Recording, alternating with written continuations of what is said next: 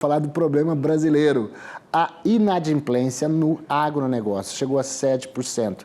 Na Caixa Econômica Federal, maior índice, Carol, desde 2018, e já afeta a oferta de crédito para o setor. Em meio a custos altos e instabilidade climática, os produtores enfrentam dificuldades crescentes. O Haddad foi até ontem lá na Comissão de Agricultura, disse que está tudo certo, que não está tendo problema. Mas para entender esse cenário, a gente vai conversar agora ao vivo com um advogado, especialista em direito agrário e financeiro, o Lando Botosso, que está aqui do nosso lado. Lando, espero ter pronunciado correto o seu nome. Perfeito, bom dia.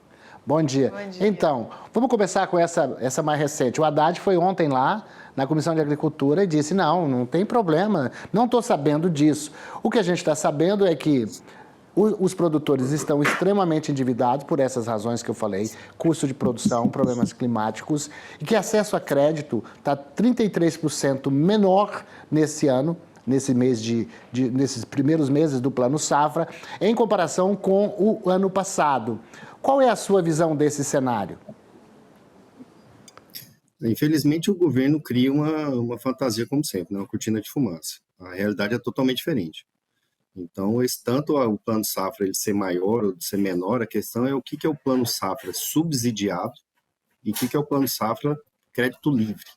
O subsidiado não representa nem 15%, 20%. Hoje o crédito, tanto o Plano Safra, que é um plano de governo, não é um crédito especificamente, vamos assim dizer, ele está excessivamente caro. Hoje temos taxa aí de 15% a 20%, 25% da operação do produtor. Isso inviabiliza qualquer produção. Então, infelizmente, o ministro da Fazenda, ou ele tem uma alegação diferente, ou ele faz uma matemática totalmente inversa do que é a realidade. O cenário é totalmente complexo e totalmente distinto do que pontua o próprio governo. Nós teríamos aí que estar falando de securitização, redução de juros, principalmente da taxa Selic, reajuste das contas fiscais do governo, e não alegar que tem vamos dizer assim, uma viabilidade, uma facilidade do crédito. Não é essa a realidade que o produtor enfrenta no dia a dia. Lando, e qual que é o perfil dessa inadimplência? Já tem algum perfil pequeno, grande, médio, enfim? O grande, ele está mais, vamos dizer assim, ele tem a própria produção dele, ele consegue ter uma capitalização de maior patrimônio, consegue fazer, vamos dizer assim, fazer alguma venda de ativo, mas também a garantia, os patrimônios também diminuem muito, a terra diminui muito o valor.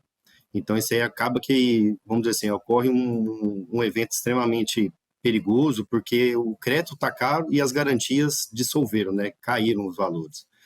E tão grande ele consegue, às vezes, ter algum procedimento de conseguir ter a sobrevivência. O pequeno e o médio, o enfrentamento é catastrófico. Vamos dizer, gente, que hoje nós temos uma inviabilidade, uma falta de acesso ao crédito, e até plano de governo, o próprio princípio da última medida provisória do governo de 12 bilhões para renegociação, o próprio valor do Banco do Brasil aumentou na Bolsa. É muito mais uma preocupação para salvaguardar o Banco do Brasil do que um alívio para o produtor. E, infelizmente, o produtor, até mesmo quando ele vai renegociar, tem um desvio de finalidade do crédito. Você vai pagar ali um cheque especial, vai pagar um cartão de crédito, tem que fazer uma contratação de um seguro, contratação de um título de capitalização, um consórcio. Então, esse dinheiro, na verdade, é muito mais para alavancar a operação do Banco do Brasil, que está extremamente prejudicada por ineficiência do próprio banco. E essa inadimplência é uma consequência de vários fatores. Nós estamos falando aí de várias estiagens em determinadas regiões do país, e o acesso ao crédito é um crédito muito caro. Isso inviabiliza qualquer operação, e, infelizmente, o caminho é a própria inadimplência. Pois é, e é uma situação que ela piora também com as taxações, O Haddad também disse que não vai voltar atrás na taxação desses fundos, enfim, desses fundos mesmo que financiam o agro, os fundagros da vida, enfim. O governo quer taxar, quer arrecadar mais dinheiro, mas quando o setor pede dinheiro para financiar, para poder fazer seguro, não tem dinheiro. A gente tem que estar com o Pires na mão, o governo contingenciando. Então, para além disso que você está nos informando, ainda tem as taxações sobre o setor, Vamos fazer um cenário global. Nós estamos falando de uma disputa Brasil e Estados Unidos, que era, no início do ano, uma porcentagem de 10%, passou a 50% a partir de agosto. Principalmente soja e carne bovina. Imaginemos que aí você já tem uma porcentagem, uma aplicação direta de exportação de 50%. você vai ter mais ou menos aí 15, 20% de imposto que está dentro da cadeia. Você imagina que vai ter 30% para a cadeia produtiva. Inviabiliza qualquer produção. Não bastasse isso, nós temos um procedimento não só de taxação de questões de fundo, né, inviabilizando o dinheiro de iniciativa privada. É infeliz a manobra do governo. Mas em 2026, a reforma tributária vai impactar diretamente o produtor pessoa física. E se ele não fizer a migração para pessoa jurídica, um regramento diferente, ele vai impactar novamente. É um governo muito mais focado na arrecadação de imposto do que ao auxílio do produtor.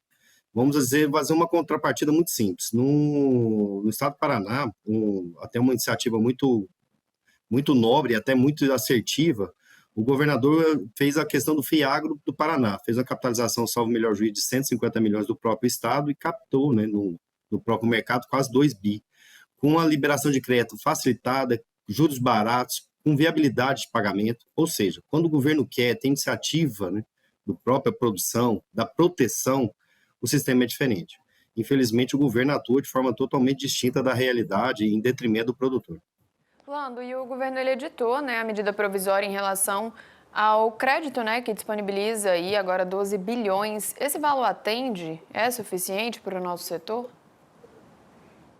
Não atende, vamos dizer em porcentagem, nem 2, 3%.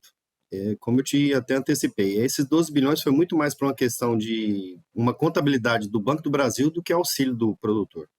Vamos falar numa questão específica. No Rio Grande do Sul, nós tivemos 3, 4 estiagens, eventos climáticos catastróficos. Nós estamos falando de securitização, que seria uma diminuição, um parcelamento alongado, que o produtor não aceita não deixar de pagar a dívida. Não é isso que o produtor quer.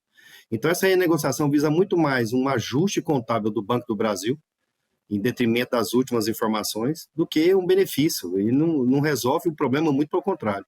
Ele vai prolongar uma dívida que amanhã vai ser impagável como está sendo hoje. Então, literalmente secar, é uma efetividade de prolongar uma dívida que vai ser impagável. O produtor fica num viés que às vezes ele acha que ele está prolongando, resolvendo o problema, não. Ele está só remediando e, infelizmente, amanhã vai ter o mesmo problema que ele tem no cenário de 2025. E o governo acaba colocando como um grande mérito dele, veja só a super safra, o setor está produzindo, vamos colher 350 milhões de toneladas de grãos, né? Como que a gente pode explicar para quem está nos assistindo, Lando, como que o produtor consegue ainda colher, o Brasil consegue colher uma super safra dentro desse cenário adverso que a gente está relatando? Primeiro, nós temos um país maravilhoso, a resiliência do produtor. Nós estamos falando também da agricultura 4.0.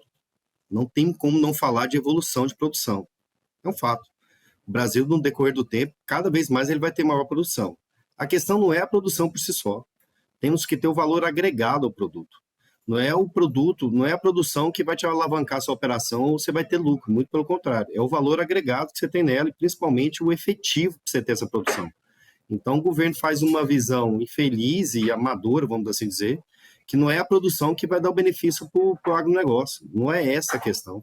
Nós temos que ter um valor agregado, um juro baixo, um fomento da atividade, um menor custo, né, tanto de custeio como da própria produção. Aí sim, você vai ter uma margem de lucro, taxas financeiras, né, questão de crédito baixas. Aí sim você vai ter um benefício. Não é a produção que vai efetivar vamos dizer assim, o benefício do próprio produtor, muito pelo contrário. E eu não só infeliz tanta manobra como a própria alegação, o agronegócio é responsável por 30% do PIB nacional. Qualquer tipo de iniciativa contrária a isso, ou entendimento que não entende a própria particularidade do setor, é muito infeliz e é temerário ao próprio país, porque deixa de ter uma cadeia produtiva, deixa de ter a criação de impostos, criação de emprego. Então, é uma manobra que o governo teria que fazer ao inverso, entender realmente o cenário, ouvir quem entende do assunto, ao invés de alegar fato em detrimento de outro. Não é essa a realidade. Não vai ser a produção que vai dar efetividade do lucro, da lucratividade da produção. Dr. Lando Botosso, advogado, especialista em direito agrário e financeiro, muito obrigado pelas suas explicações aqui ao nosso telespectador e para a gente também. Obrigada, Lando. Eu que agradeço. Obrigado. Até a próxima.